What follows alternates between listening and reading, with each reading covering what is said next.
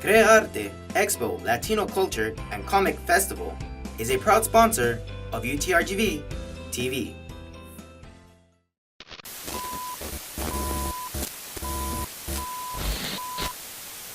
Coming up next, the UTRGV student body elects Mission Possible over Team Action for SGA in the upcoming academic year. The RGV Muslim Students Association holds a vigil to honor the victims of the mass shooting in New Zealand. We speak with the city trafficker designer to find out how you can stay safe as a pedestrian on the road. And UTRGV aids an endangered species of parrots throughout the Brownsville campus. Plus, we have all the details on how you can win $1 million to produce a film in a newly created competition. We have all this and much more. UTRGV TV starts now.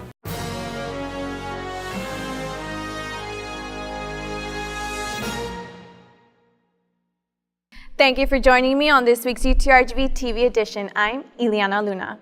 On this week's top story, the UTRGV student body elects Mission Possible over Team Action on the executive ticket for the Student Government Association. Our reporter Juliana Quiroz tells us what they plan to do when they take office for the 2019 through 2020 academic school year.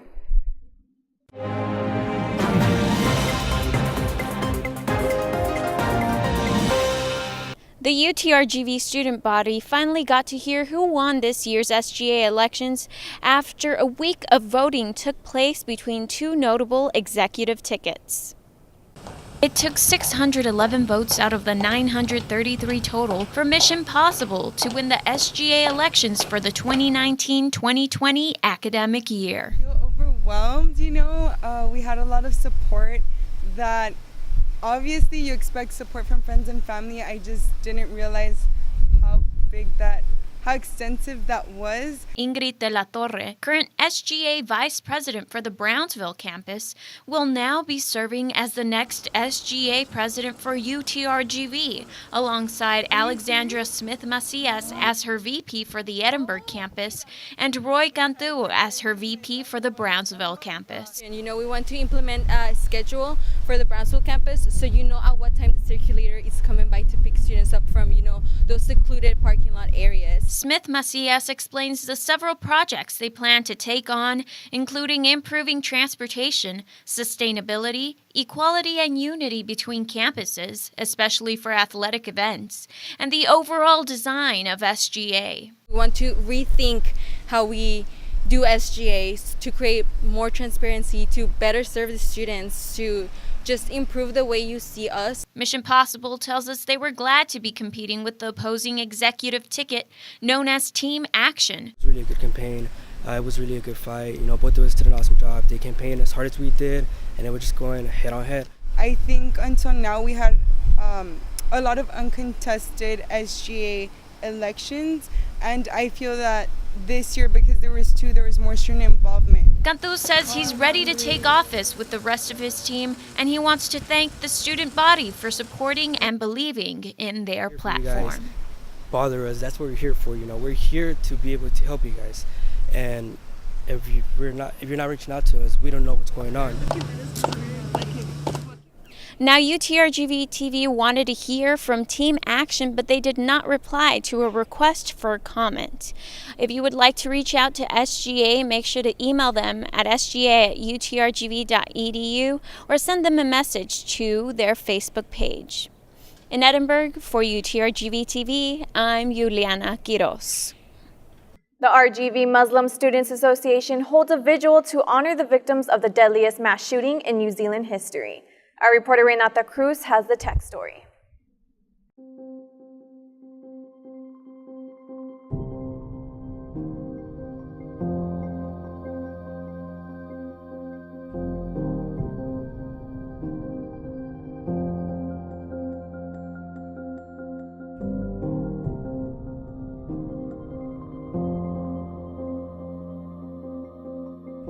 The victims, we consider them to be our brothers and sisters, even though we've never met them. We're connected by faith. And so we hosted it in part to stand in solidarity with them and also for us to come together as a community.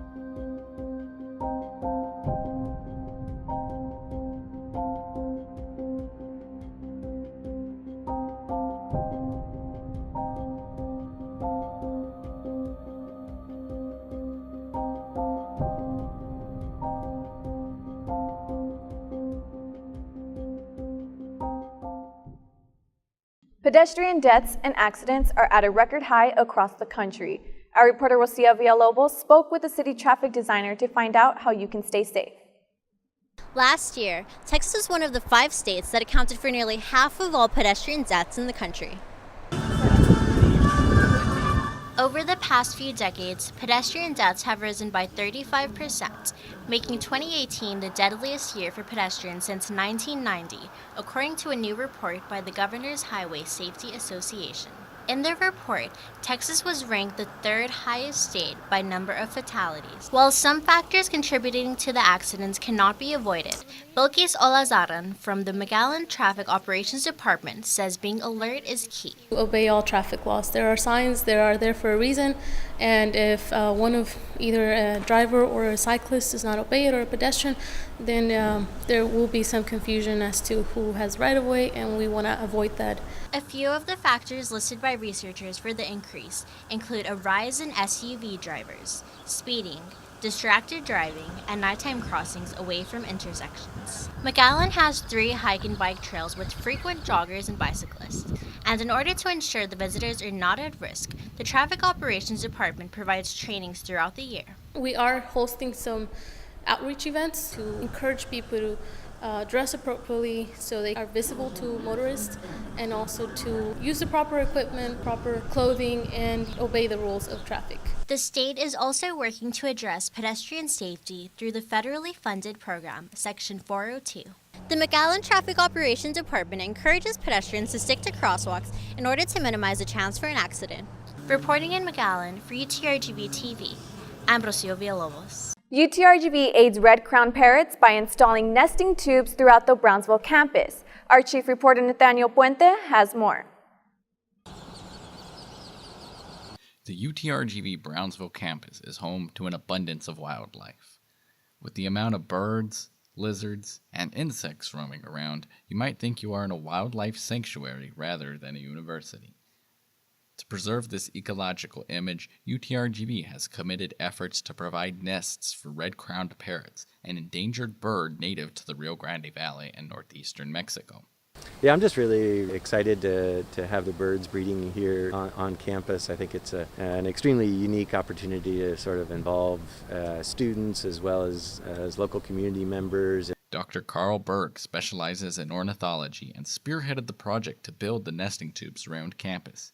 He says red-crowned parrots have been endangered for decades. Since the early 90s, we knew they were in a lot of trouble. The reason has to do with their original distribution was very small to begin with. There's been a lot of habitat destruction in their native habitat. The illegal pet trade has also, not helped the scenarios. The birds' habitation around the Rio Grande raises questions about the border wall's effect on them. Some organisms are threatened by the barrier, but Dr. Berg says it should not be an issue. As far as I can see it wouldn't necessarily prevent them from crossing over into Mexico. Not in the same way it would a coyote or a deer or something terrestrial, right? I mean, they're high flyers, right? The number of red-crowned parrots left in the wild is around 2,000. Projects like these at UTRGV ensure that the city bird of Brownsville can continue to fly high. Reporting for UTRGV-TV from Brownsville, I'm Nathaniel Puente. The U.S. National Weather Service hosts the NWS Weather Festival in Brownsville. The festival featured weather balloon launches, educational activities, and served to inform the public on preparing for weather disasters. The main focus of the festival is to teach the public how to be safe during harsh weather conditions. Issue forecasts every day, but most importantly, hazardous weather warnings to keep people safe. If a hurricane's coming, we're here. If a flood is coming, we're here. If hail or wind are coming, we're here. If a drought or heat wave is coming, we're here to do all that. $1 million will be rewarded to the grand prize winner of the first-of-its-kind competition developed by 2 Hollywood producers. Our reporter Marisol Villarreal has all the details behind the once-in-a-lifetime opportunity. A new scholarship for aspiring college filmmakers is happening right now. Oh my God! Lone Survivor producer Jason Schumann and Zachary Green from Spartan created Launch, a new $1 million screenplay competition for college students. The competition will give 8 finalists $100,000 grants each. The grand prize winner will receive a production budget of at least $1 million for his or her script to become a feature. Yeah, I would definitely suggest, this is the first time I'm hearing about it. I'm already kind of intrigued about it. Luis Cantu Cabrera is a senior majoring in theater. He says that more UTRGV film students should chase after their dreams because it's like chasing after a chance. Having a script become something physical is actually, it's a great feeling. And if you have that probability right now and you have this opportunity right now, I would say go for it. You got nothing to lose and everything to gain, really. The competition is open to college students worldwide. Zach Rodriguez, another UTRGV senior in the TV film track, says that film students from the Valley should apply to the competition to show the world what makes them unique. You're entering a chance to be able to win money, to invest more into your production company, to invest more into your movie. Heck, if you win the thing, you get your own produced movie. If you or someone you know might be interested in applying for the scholarship, head on over to the official launch website. The deadlines are quickly approaching. Submissions for the screenplay competition will be accepted no later than April 30th.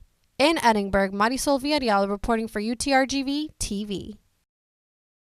And here's this week's sports highlights. On this week's sports highlights, women's basketball faced University of North Texas Wednesday, March 20th in Denton, Dallas. Girls Megan Johnson and Madison Northcutt scored 27 points total and took a 5-2 lead after a three-pointer by Johnson in the first quarter. Next, junior Michaela Mosley made a jumper that gave UTRGV the 7-6 lead, but was later closed out by UNT taking the 20-10 lead. UNT also moving forward with a layup by Charlene Shepard in the second quarter, and answering back with the three-pointer is UTRGV's Megan Johnson. Score now 31-24 with UNT in the lead at halftime. UTRGV's Adel Turk then pushed the score to 26 with a jumper, but UNT is still in the lead with 40 points. Our girls score again with an 8-0 run and a three-pointer that got them to 40-34 points, but it was UNT making the final 5 points, 55-40. Next up, women's tennis recovers with the win against Seattle U this past Sunday after losing to New Mexico State on Saturday with a 3-4 match. The girls heated the court with doubles by seniors Maureen Darzan and Dominique Ibarra with a 6-0 win on court 1. And seniors Michelle Walker and Doris Alarosa also won a 6-0 match against Seattle U. Freshmen Sandra Puss and Katrina Sasaroga also closed out a match in doubles with a 6-2 win. In singles, it was senior Ibarra making 10 straight wins, 6-0. Walker also had a successful match, winning 6-2 in singles. The girls are back in action Monday, April 1st, hosting Stephen F. Austin at home for the regular season. That does it for this week's sports highlights, but to keep up to date on full schedules and tickets, visit goutrgv.com for the latest. Reporting for sports, Ileana Luna. And here's this week's police reports released to us this past week by UTRGV PD. An update was released for the February 28th and March 8th cases on a female student reporting that her UTRGV ID card was utilized without authorization on the Edinburgh campus. Upon further investigation of the cases, UTRGV PD detectives identified a 19-year-old female student as being responsible for the unauthorized transactions. Detectives obtained 2 arrest warrants for the female student. Arrangements were made to have the student turn herself in at the Edinburgh Municipal Court on March 15th. She was arrested without incident and was later arraigned and transported to the Hidalgo County Jail. These reports will be referred to UTRGV Student Rights and Responsibilities for further review.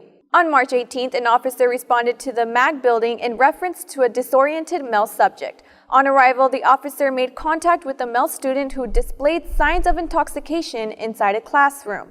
After a brief interview, the male student was deemed to be a danger to himself and others because of his plans to drive away from the campus. The officer made contact with the student's mother, who arrived on scene and accepted responsibility. The proper documentation was obtained. This report will be referred to the Student Rights and Responsibilities for further review. And on March 19th, an officer was dispatched to location in reference to a female library staff member reporting a simple assault, unwanted contact, that occurred on Wednesday, March 13th, 2019. The staff member reported informing a group of students occupying a study room that the Edinburgh Library was closing soon. A female student then slightly pushed the staff member out of the study room due to her interrupting the recording session. Staff member expressed to the female that the contact was not appreciated. The students concluded their recording session and left the study room without further incident. Staff member does not want to pursue the case criminally. She only wanted the incident documented. That's all we have for you today, but remember, if you have a story you would like for us to know about or know someone who is making an impact on campus or in the community, you can contact us through our social media or email us at utrgvtv@gmail.com. We have community and UTRGV news for you every week. See you next time.